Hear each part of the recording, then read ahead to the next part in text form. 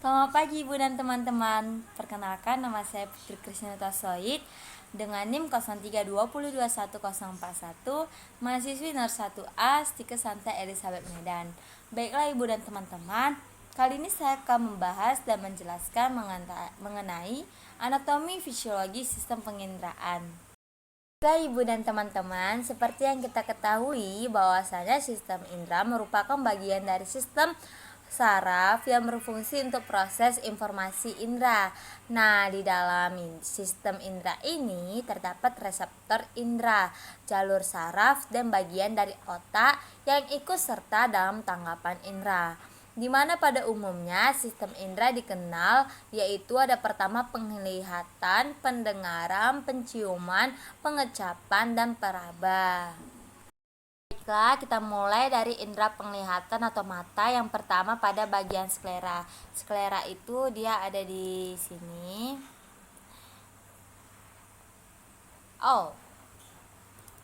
Sklera itu dia ini.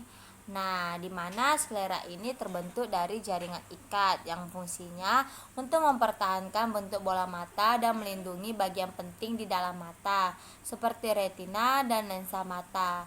Sklera ditutupi oleh konjuktiva, yakni selaput lendir berwarna bening yang berfungsi untuk melumasi mata. Lalu yang kedua adalah kornea. Nah, ini dia kornea itu ada di sini. Nah, ini dia kornea, yang dimana fungsi utama kornea adalah membiaskan atau membelokkan dan memfokuskan cahaya yang masuk ke mata. Dalam proses melihat, cahaya masuk perlu dibiaskan ke kornea menuju lensa mata dan kemudian diteruskan ke retina. Lalu yang ketiga adalah pupil. Ini dia pupil. Ini pupil. Pupil ini dia itu nanti yang memberi mata pada mata kita. Fungsinya untuk memungkinkan cahaya masuk ke mata sehingga dapat difokuskan pada retina untuk memulai proses penglihatan. Pada umumnya pupil akan terlihat bulat sempurna dan berukuran sama dan berwarna hitam. Lalu yang ketiga adalah fungsi lensa mata, yang dimana lensa mata itu ini dia. Ini lensa mata itu. Lensa mata itu untuk mengatur fokus cahaya sehingga cahaya jatuh tepat pada bintik kuning retina untuk melihat objek yang jauh atau cahaya datang dari jauh. Lensa mata akan menipis, sedangkan untuk melihat objek yang dekat atau cahaya datang dari dekat, lensa mata akan menebal. Nah, kalau yang tadi ini ada lensa mata, maka di sini ada iris mata. Yang dimana iris mata ini untuk mengatur sejumlah cahaya yang masuk ke mata dan menyesuaikannya dengan bukaan pupil. Jadi ketika terpapar cahaya terang, iris akan menutup atau menyempit dan membuat pupil terbuka lebih kecil untuk membatasi jumlah cahaya yang masuk ke mata Anda. Nah, yang keenam ada badan siliaris atau ciliary body. Ini dia ciliary body. Nah, yang dimana struktur ini terutama berfungsi untuk menjaga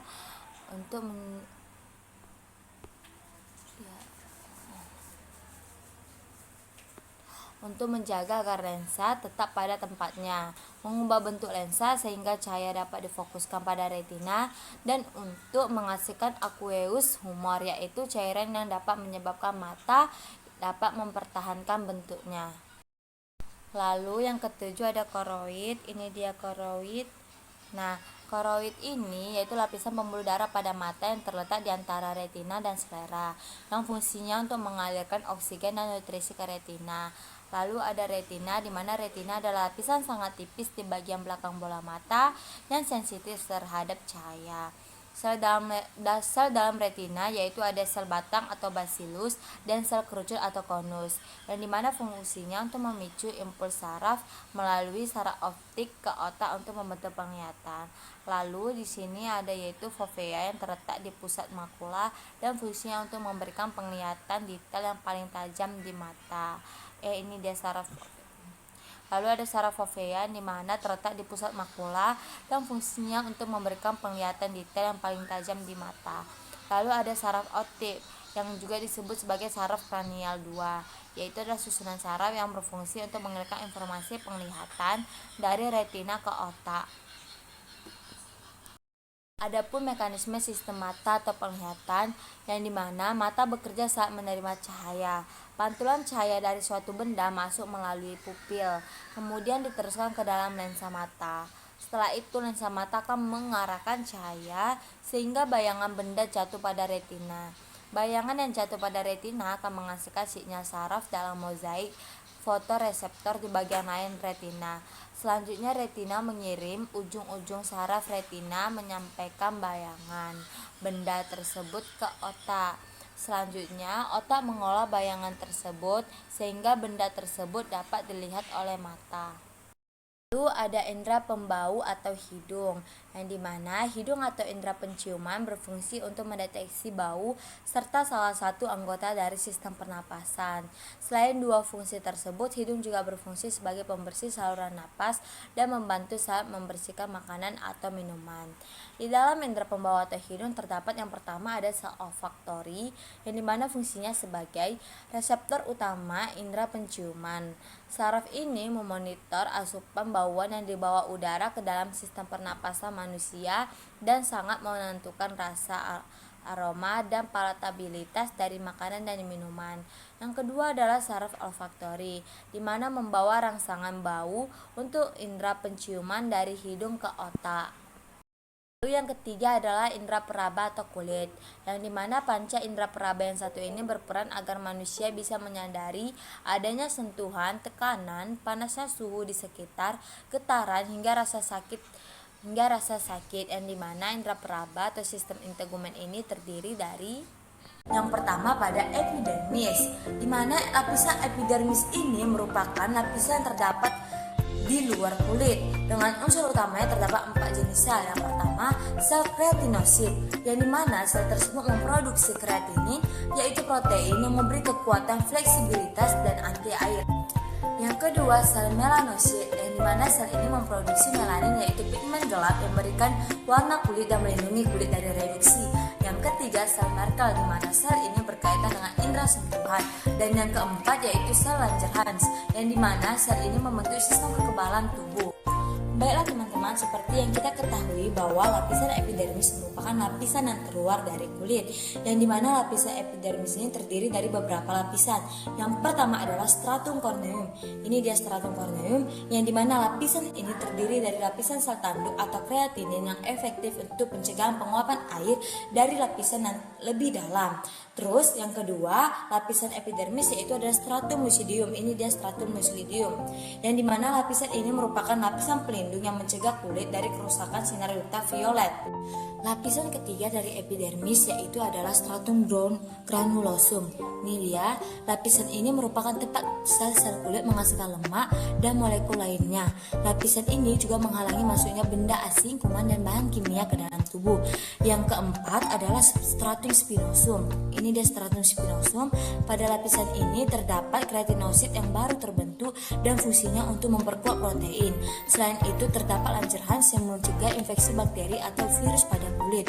Dan yang terakhir adalah stratum basale, di mana seperti teman lihat bahwa stratum basale ini merupakan lapisan yang terdalam dari bagian epidermis yang aktif membentuk sel kulit, dan pada lapisan ini terdapat melanosit. Baiklah teman-teman, adapun lapisan kulit yang kedua yaitu adalah lapisan dermis, yang dimana pada lapisan ini terdapat beberapa unsur utamanya.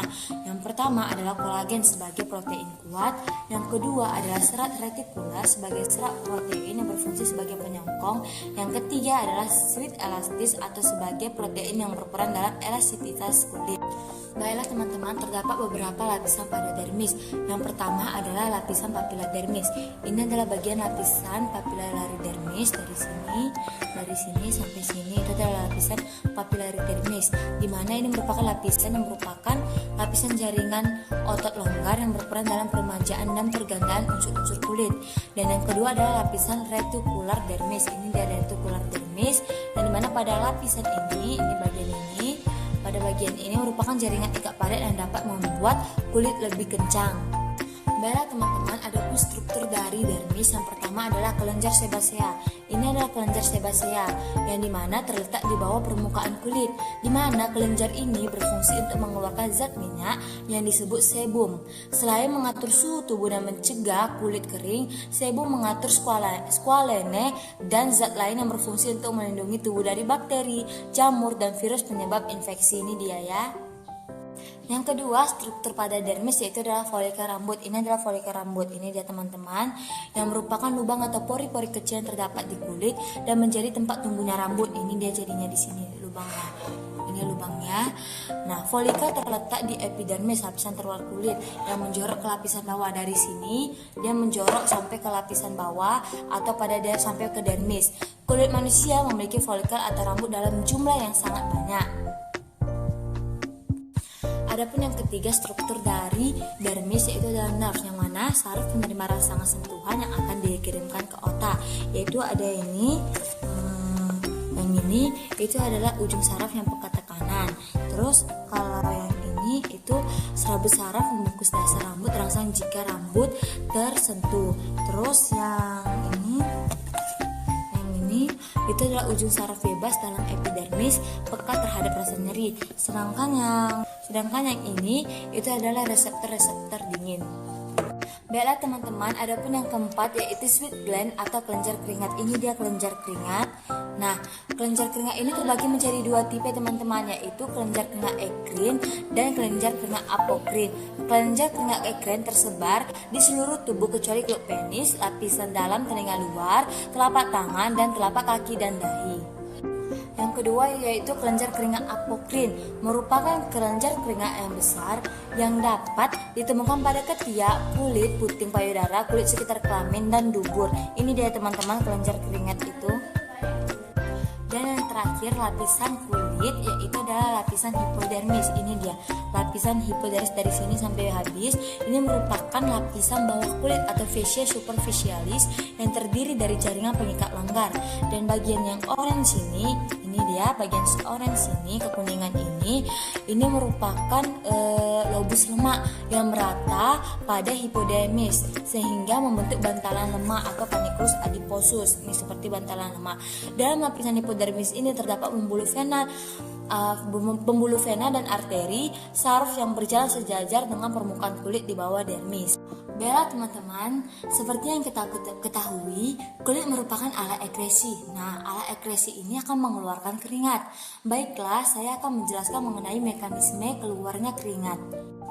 Saat suhu tubuh tinggi atau berada pada lingkungan yang panas, kulit akan menerima impuls dan mengakibatkan pembuluh darah melebar. Lalu pembuluh darah akan memberi respon hipotalamus bahwa suhu tubuh sedang panas. Lalu proses pengeluaran keringat diatur oleh hipotalamus yang terdapat pada otak. Hipotalamus dapat menghasilkan enzim bradikinin yang akan bekerja mempengaruhi kegiatan kelenjar keringat seseorang. Rangsangan tersebut akan diteruskan oleh saraf simpatetik ke dalam kelenjar keringat yang ini. Ini dia. Yang dimana kelenjar keringat itu terbagi menjadi dua jenis, yaitu kelenjar keringat ekrin yang mengeluarkan garam, asam urea, amonia yang dihasilkan dari proses metabolisme nitrogen di dalam tubuh.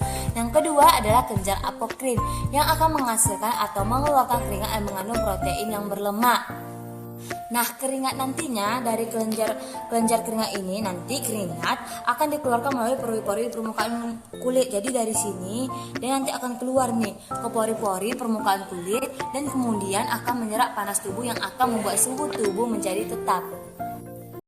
Lalu ada indera pengecap atau lidah, yang dimana lidah memiliki reseptor rasa untuk merasakan makanan, minuman, atau apapun yang masuk ke dalam mulut.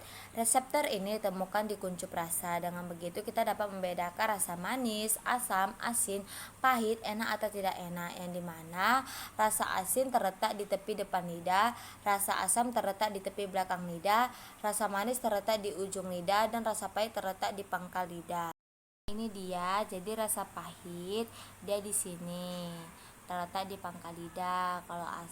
Terus di sini ada asin, terus di bawahnya asam, di sini asam, di sini asin, sini asam, dan yang di sini terletak di ujung lidah ini disebut dapat dirasakan dengan rasa manis.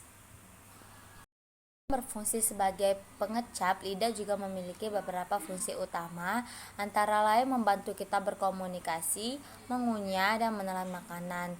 Untuk menjalankan fungsinya, lidah dibantu oleh sejumlah otot dan saraf langsung yang terhubung ke otak. Lalu yang terakhir adalah indera pendengar atau telinga, yang dimana fungsi indera pendengar adalah untuk menerima rangsang berupa gelombang bunyi, yang nantinya agar kita bisa mendengarkan bunyi tersebut. Nah, telinga sebagai indera pendengar adalah salah satu organ tubuh penting manusia yang digunakan untuk mengetahui dan menerima informasi dari lingkungan sekitar. Nah, teman-teman, adapun mekanisme telinga yang dimana saat suara dapat masuk ke dalam telinga melalui udara, suara tersebut terlebih dahulu akan ditangkap oleh daun telinga atau kita sebut sebagai auricula yang berada di bagian luar telinga, lalu diteruskan ke gendang telinga atau membran timpane. Akibatnya, gendang telinga akan bergetar. Kemudian getaran tersebut diteruskan oleh tulang-tulang pendengar ke telinga bagian dalam, tepatnya ke ujung saraf. Oleh ujung saraf, getaran tersebut akan disampaikan ke otak agar diolah sehingga manusia dapat mendengar. Baiklah Ibu dan teman-teman, sekian penjelasan saya mengenai anatomi fisiologi sistem penginderaan. Kurang lebihnya saya mohon maaf. Semoga penjelasannya dapat bermanfaat. Selamat pagi, salam stika santai Elizabeth Medan. Bye bye.